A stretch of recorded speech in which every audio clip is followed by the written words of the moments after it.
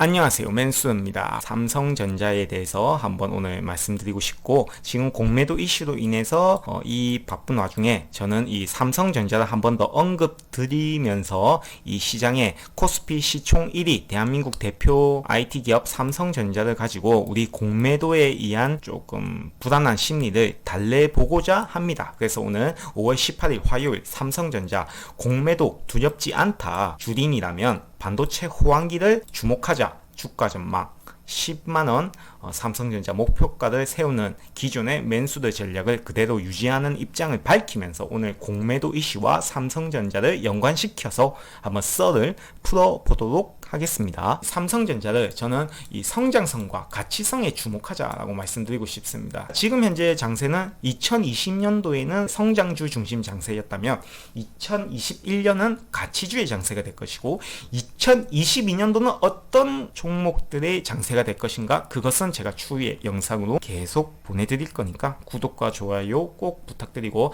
성장주 가치주 장세가 지나가면 또 오는 사이클이 있습니다. 어떤 장세가 올지는 여러분들 아시는 분은 아실 겁니다. 2022년도에 핫한 종목이 있기 때문에 거기에 집중은 추후에 제 영상을 보시고, 일단 지금 삼성전자 같은 경우에는 성장주에도 해당되고요, 가치주에도 해당됩니다. 성장주와 가치주의 특성을 모두 갖추고 있는 삼성전자는 지금 2021년도 실적 향상주, 가치주에 해당되는 이 장세에 적합한 대한민국 대표 기업이라고 말씀드리고, 배당 수익률도 지금 현재가 기준 3.74%입니다. 배당을 삼성전자가 향후 2021년도에도 2022년도에도 꾸준히 이 배당 성향을 유지하겠다라고 컨퍼런스 콜에서 발표를 했습니다. 그렇기 때문에 작년 배당 기준으로 현재가로 투자했을 때 배당 수익률은 3.74%입니다. 여러분, 은행이 예금해도 2%가 되지 않는데 우리 국민주 삼성전자 주식에 투자하고도 배당 수익률이 3.74%, 주가가 7만전자 6만전자 하면 4%대까지 충분히 갈 수 있겠죠. 배당 수익률 4%라면 외국인들한테 그렇게 나쁜 종목은 아닙니다. 이 종목이 지금은 외국인 비중이 53.9%로 옛날 60%에 비해서 굉장히 많이 팔고 있지만, 제가 만약 외국인들이라면 이 삼성전자 보유율을 높이기 위해서는 오히려 시장에 공포를 줘서 주가를 공매도로 떨어뜨린 다음에 배당 수익률이 4%가 넘는 이 수익률에 달성했을 때 오히려 저가 매수해서 오히려 대차 잔고를 줄이고 오히려 주가 상승의 그 흐름에 편승해서 수익도 챙기는 그런 전략을 택할 겁니다. 그렇기 때문에 외국인의 입장에서 보면 공매도 치는 게 오히려 당연할 수도 있어요. 왜냐하면 외국인 비율이 옛날에 비해서 10% 넘게 빠졌기 때문에 개미들한테 보유량을 많이 뺏겼기 때문에 다시 뺏고 싶을 거거든요. 그래서 이제 외국계 증권사 리포트, 뭐 JP모건이라든가 모건 스탠리에서 계속 삼성전자 반도체 쪽에 악재적인 보고서를 내는 거예요. 공매도를 치기 위한, 명분을 주기 위해서 맞죠. 동학개미들의 물량을 뺏어오기 위해서 외국인들은 손을 쓰는 거기 때문입니다. 그렇기 때문에 여러분들은 절대 휘둘릴 수 없습니다. 휘둘리면 안 됩니다, 절대. 그래서 우리는 이 배당 수익률을 봤을 때도 충분히 가치성에 부합하는 삼성전자를 좋게 봐야 한다, 공포에 떨 필요가 없다라고 말씀드립니다. 재무제표를 보시면 지금 2020년 작년 말 기준으로 유동자산 대비 유동부채가 차액이 약 120조입니다. 그러니까 한마디로 지금 당장 현금화할 수 있는 자산에서 당장 갚아야 할 부채를 갚아도 마련할 수 있는 현금성 자산이 약 120조라는 겁니다. 최근에 삼성전자가 미국 정부의 부름을 받아서 미국 오스틴 공장을 확장하고 증설할 거라는 전망이 있었죠. 그 돈이 바로 이 120조에서 나갈 거거든요. 그리고 차량 반도체 NXP라는 회사도 인수 가능할 수도 있겠죠. 왜냐하면 차량 반도체가 지금 수급이 딸려서 차가 못 만들 지경에 이르렀기 때문에 이 미국 쪽에서는 삼성전자가 차량용 반도체 쪽에도 진출해서 대규모 투자, 이 NXP나 독일의 인피니온 같은 경우에는 자금이 그렇게 좋지는 않거든요. 그런데 삼성전자는 약 120조의 자원이 있습니다. 미국에 투자하더라도 50조도 투자하더라도 70조가 남아있어요. 물론 D램, EUV 다 투자해야 되는 건 맞습니다만은 다른 기업에 비해서 약 120조라는 이런 거액의 투자 자금을 이미 갖고 있습니다. 갖고 있기 때문에 배당 성향도 늘리는 거죠. 이런 압도적인 현금 창출 능력을 바탕으로 삼성전자는 재무제표를 건실화하고 있기 때문에 굳이 이렇게 걱정할 필요 있을까? 오히려 차량 반도체를 인수 안 해야 된다는 주장도 있었죠. 모든 선택권은 삼성전자에 있습니다. 그렇기 때문에 굳이 이런 대기업의 공매도 따위가 판을 흐리면 되겠습니까? 그러니까 절대 공포에 떨시면 안 됩니다. 그래서 최근에 뉴스 보시면 반도체 초격차 삼성전자 NXP 인수하냐 M&A 가능성 수면 위로 왔습니다. NXP의 인수가가 약 70억 정도에 해당되죠. 70억 정도에 해당되고 미국 오스틴 공장 투자가 약 50억 정도에 해당되면 딱 맞춰서 120억이네. 120조네요. 70조입니다. 억이 아니라 70조고 50조고 120조. 딱 120조 딱 되죠. 근데 이렇게 타이트하게 전략을 짜지는 않을 겁니다. 배당 성향도 고려해야 되기 때문에. 그렇기 때문에 어느 정도 비율을 조정하거나 둘 중에 하나는 포기하겠죠. 뭐 이런 NXP 인수설, 급부상, 이재용 사면 여론 확산, 이 외국인들이 공매도 치는 명분 중에 또 하나가 이 바로 오너가 깜빵에 잡혀져 있는데 어떤 외국인 자금이 이 기업을 좋게 보겠습니다. 안 좋게 봐요. 외국인 금융투자 자금들은 이런 모럴 해저드라고 하죠. 도덕성 해이가 있는 이런 기업들은 굉장히 안 좋아합니다. 아무리 그 기업에 돈을 잘 벌어도 투자를 하지 않습니다. 외국인 마인드는 그런 겁니다. 그렇기 때문에 이재용 사면 여론도 지금 스멀스멀 나오고 있죠. 지금 삼성전자가 무너지면 GDP 25%가 날아가기 때문에 굉장히 위기다라고 말하면서 이재용 사면 여론도 보고 싶어요. 재용이 아무튼 뭐 이런 차량 반도체까지 점령한다면 정말 종합 반도체 기업으로 거듭날 수 있는 기회가 있겠죠. 지금 오스틴 공장이냐 NXP 인수냐 이 두 가지를 가지고 지금 저울질하는 게 삼성전자입니다. 중요한 점은 모든 패를 손에 쥐고 있는 거는 삼성전자라는 거죠. 근데 이 패를 결정할 수 있는 오너가 부재하기 때문에 그 명분을 가지고 외국인들은 어떻게 한다? 공매도를 칠 수 있는 가능성이 있다는 거죠. 그래서 제드래곤 행님이 사면이 된다면 다시 이런 오너 리스크는 약간 부식시킬 수 있기 때문에 주가의 긍정적인 흐름으로 작용될 수 있습니다.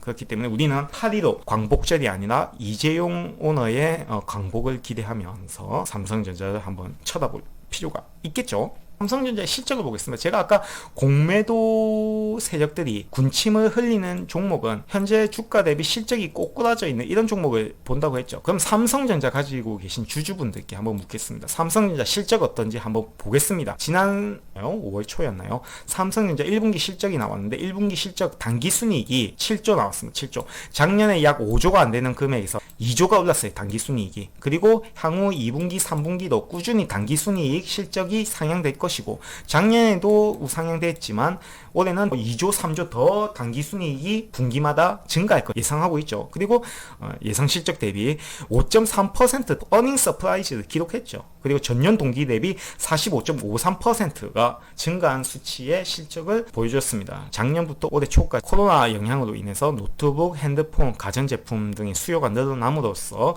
이런 실적이 향상되는 효과를 나눌 수 있었죠. 그 다음에 지금 이제 반도체 초호환기 입구에도 다가가지 않았기 때문에 입구에 근접했기 때문에 이제 다음은 반도체 차례다. 반도체 초호환기의 사이클을 맞이할 준비를 해야 된다라면서 실적 전망이 굉장히 좋아지고 있고 실제로도 실적이 좋아졌기 때문에 지금 주가는 굉장히 저평가되어 있다라고 볼 수가 있는 거죠. 그래서 작년 2016, 17, 18년도 이때가 반도체 초호황 사이클이었습니다. 첫 번째 반도체 초호황기 사이클이었고 2021, 2022, 2023 이때가 반도체 초호황기 2차 사이클이 예상되는 시점입니다. 2015년, 16년도 반도체 초호황기 사이클 초기 국면을 보시면 당기순이익이 19조에서 22조, 42조, 44조 이렇게 꾸준히 증가되는 모습을 보였었거든요. 전부터 시작해서 반도체 호황기 끝까지 약 4년의 기간 동안. 그렇다면 우리는 반도체 초호황기 전분위기가 2020년이 될지 21년이 될지는 시간이 지나가면 분간이 나오겠지만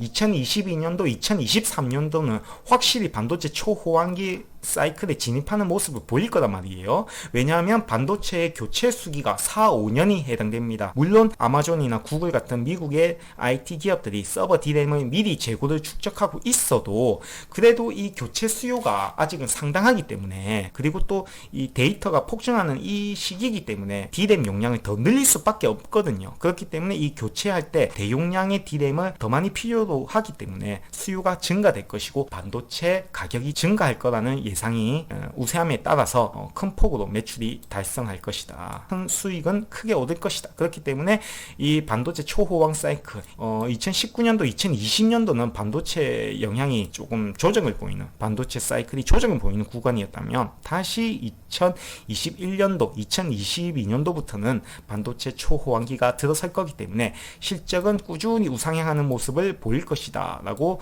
전망을 할 수 있고, ROE를 보시면 ROE도 반도체 초호황기 전부터 2015년부터 11, 12, 21 이렇게 쭉 상승하죠. 그리고 2018년도 반도체 호황기 끝자락에서 ROE가 줄어드는 모습, 점점 그러면서 쇠퇴하는 모습을 보였죠. 똑같습니다. 2022년도 반도체 사이클 이전에 9.9% 시장으로 올해는 실적이 우세하다면 12, 15, 다시 23년도에는 약간 ROE가 조금 꼬꾸라들 거라는 전망이 있죠. 그래서 2차 반도체 사이클은 똑같죠. 반도체 사이클이 어찌 보면 2023년도가 반도체 사이클의 2018년도와 같은 끝자락이 되지 않을까 싶고, 지금 현재는 2021년도이기 때문에 2022년도 반도체 사이클이 화랑을 띌 때까지는 아직은 매수 포지션을 갖고 있어야 되지 않는가, 그렇게 싶습니다. ROE 추이를 보시면 똑같죠. 지금 11, 12, 12 상승하다가 반도체 사이클 끝자락이 떨어지고, 이것도 반도체 초입 부분에서 지금 상승하는 모습 보이겠죠. 그러다가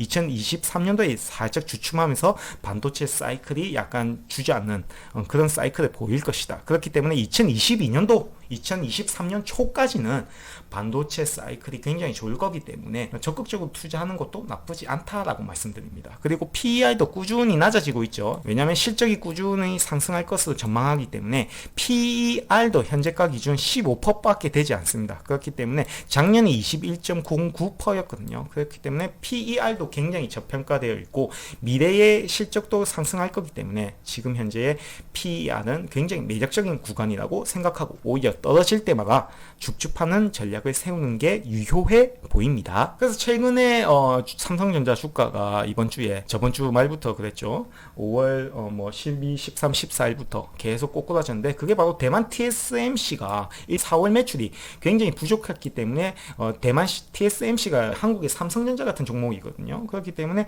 대만 지수가 장중 8.5%까지 추락을 했고, 아시아 증시 전체가, 반도체로 먹고 사는 아시아 증시 전체가 휘청거리는 경향을 보였죠. 매출이 전월보다 13.8%를 감소했답니다. 13.8%. 엄청나죠? 좀 엄청나다고 해야 되나? 하여튼 매출이 전월보다 13.8% 감소함에도 불구하고 삼성 라이벌 대만 TSMC는 애리조나의 반도체 공장 6개를 또 투자한답니다. 실적이 13.8% 감소했는데도 반도체 공장은 더 짓겠다. 이 말은 TSMC가 바보가 아니거든요. 대만에서 제일 똑똑한 TSMC 집단이 매출이 13.8% 감소했는데 반도체 공장을 6개 더 지어서 미국 애리조나 주에 투자하겠다라고 하는 것은 반도체 사이클이 계속 반도체 수요가 증가할 거고 사이클이 초호황 국면에 접어들었다. 우리가 말하는 초호황은 D램 반도체를 말하는 거지만, 이 D램 반도체가 초호황인 이유는 서버 D램 증가 뿐만 아니라 각종 IT 기기에 들어가는 D램도 수요가 계속 증가할 거잖아요. 그 IT 기기 서버에도 시스템 반도체가 들어가기 때문에 결국 같이 가는 흐름입니다. 그렇기 때문에 반도체 전체가 오른다는 것은 비메모리 반도체 파운드리 사업을 하는 대만 TSMC에게도 기회가 될 거고, 반도체 초호황기 사이클에 편승하는 모습을 보이기 때문에 오히려 대만 TSMC도 매수할 수 있으면 좀 매수했으면 좋겠어요. 해외 투자 생각하시는 분들은. 그래서 이런 전월보다 13.8% 감소했는데도 반도체 투자를 늘린다는 것은 반도체 수요는 꾸준히 증가할 거기 때문에, 그것을 예상했을 때는 삼성전자에도 그 흐름을 따라서 많이 투자하고 수요에 부합하는 정책으로 갈 것으로 보여집니다. 대만 TSMC가 쇼크가 왔다 해서 삼성전자가 쇼크를 받는데, 물론 반도체 사업 영위하는 거에서도 공통점을 갖고 있지만, 엄연히 말해서 삼성전자는 반도체 서버용 D램을 포함해서 메모리 반도체를 수출하는 기업이고요.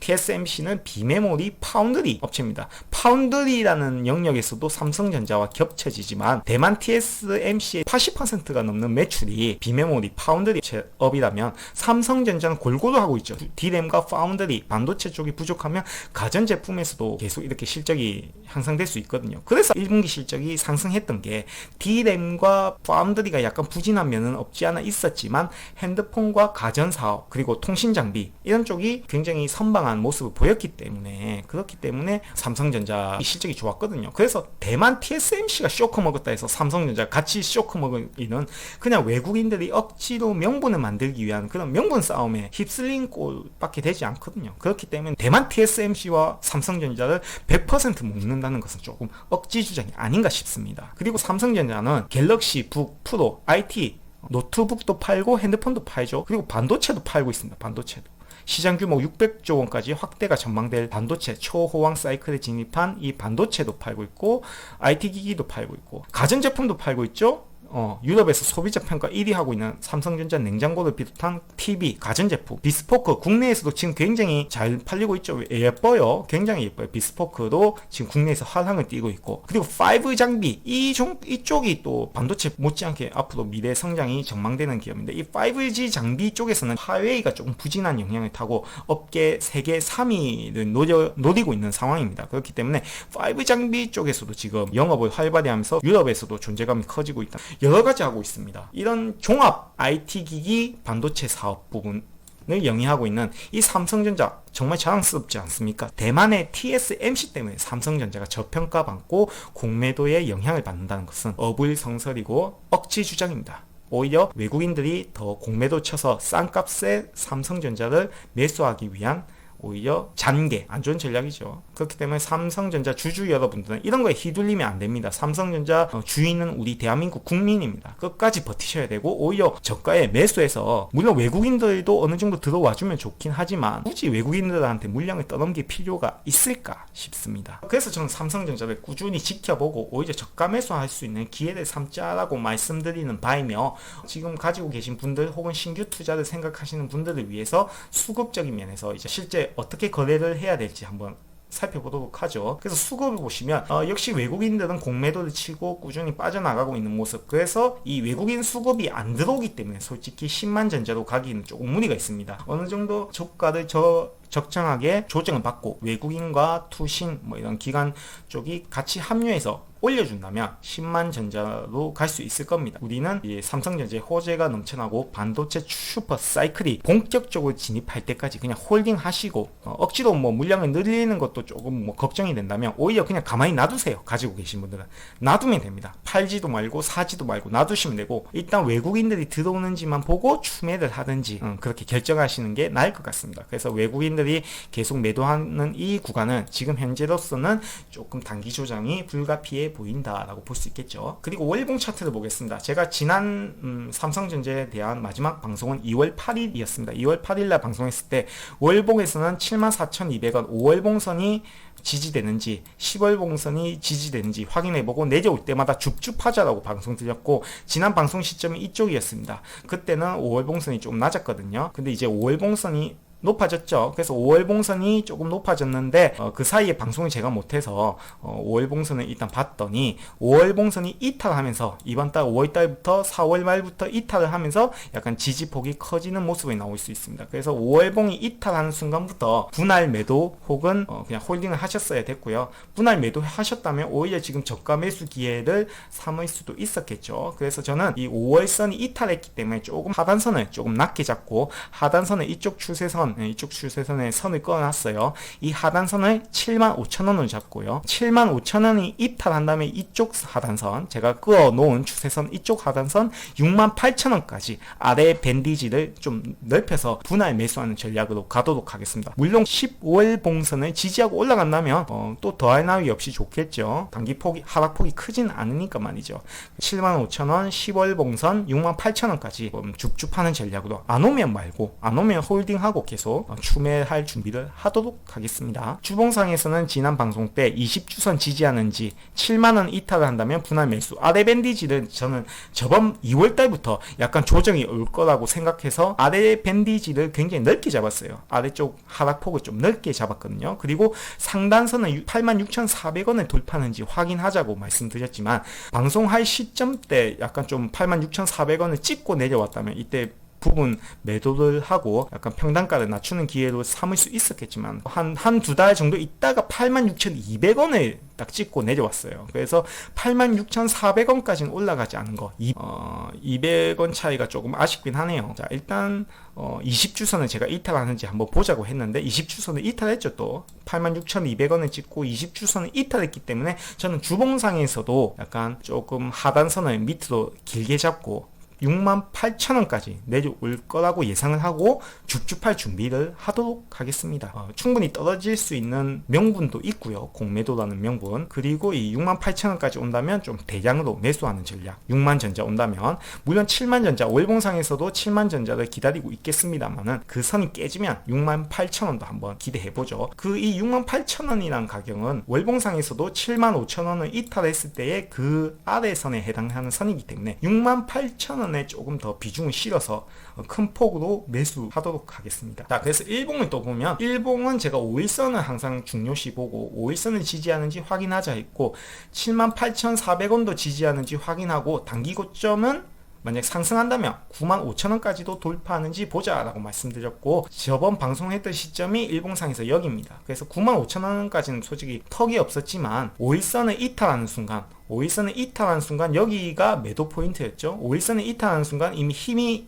잃어가고 있죠. 힘을 잃으면서 단기 박스권을 형성하다가 다시 꼬꾸라지고 있는 이 시점입니다. 이 시점. 그래서 78,400원을 지지하자고 했는데 물론 방송 후에 한 두 달이 지났지만 두 달, 세 달 정도 지났지만 78,400원은 정확하게 한 번은 지지하는 구간이 나왔었죠. 78,400원. 제가 저번 방송 때도 모든 분들이 설마 8만원은 이탈하겠냐라고 말씀드렸을 때 제가 7만전자 한 번 올 거라고 제가 말씀드렸죠. 물론 저는 78,400원을 말씀을 드렸지만 오랜 시간이 지나고 7만전자를 찍었지만 78,400원은 정확하게 지지했죠. 제가 지난 방송 때 78,400원 정확하게 말씀드렸습니다. 이거 지지하는지 보자. 지지했죠. 지지했으니까 단기적으로 바닥을 한번 짚은 거예요. 이제 추세를 한번 보고 다시 고개를 들지 말지는 이제 한 일주일 정도 지켜봐야 되겠죠. 일단 단기적으로 1차 바닥은 찍은 겁니다. 78,400원. 이때 매수하는 게 좋았겠죠. 혹시나 이거 거짓말 아니냐라고 생각하시는 분들은 오른쪽 위에 링크 달아 드릴 테니까 한번 확인해 보세요. 제가 분명히 78,400원 지지하는지 확인해 봅시다 했어요. 78,400원 정확하게 지지하고 지금은 약간 고개를 틀지 다시 78,400원을 이탈할 조짐을 보이지는 모릅니다. 그렇기 때문에 조금 신중하게 일봉 차트를 쳐다봐야 할 시점입니다. 자, 그래서 삼성전자 5월 18일 화요일 아침 지금 장중에 지금 방송을 하고 있는 저 맨수더고요. 투자 이유와 하락 요인을 한번 요점 정리를 해서 말씀드리겠습니다. 투자 이유, 상승 요인은 미 연준의 저금리 정책이 내년까지 계속될 거기 때문에 테이퍼링이 약간 이슈가 나오고 있긴 하지만 그 테이퍼링 이슈는 정상적인 인플레이션, 정상적인 경기 선순환을 반영해서 올리는 거기 때문에 경기적인 면에서 악재적인 거는 아닙니다. 그렇기 때문에 너무 걱정하지 마시고 유동성은 일단 내년까지 풀 수 있기 때문에 테이퍼링이랑 유동성이랑은 다른 겁니다. 그래서 테이퍼링이란 이슈는 너무 걱정 마시고 금리를 항상 봐야 됩니다. 금리를. 그래서 이 저금리 정책은 내년까지 유지될 거라고 했기 때문에 적어도 내년 상반기까지는 계속 우리는 주식 투자를 해야 되기 때문에 그 주식 투자하는 면에서 대한민국 1등 기업인 삼성전자는 무조건 포트폴리오에 담아서 가자라고 말씀드리고 싶고요. 2021년 올해 실적은 코로나와 무관하게 계속 우상향할 것이다. 2020년도에 코로나가 터졌지만 실적은 더 향상되는 것이 증명되었기 때문에 2021년도도 코로나와는 전혀 무관한 실적 달성이 예상되기 때문에 안심하고 투자하는 게 낫겠습니다. 그리고 2021년도는 반도체 초호환기 사이클의 초입에 도입했기 때문에 충분히 성장성도 부각되고 있죠.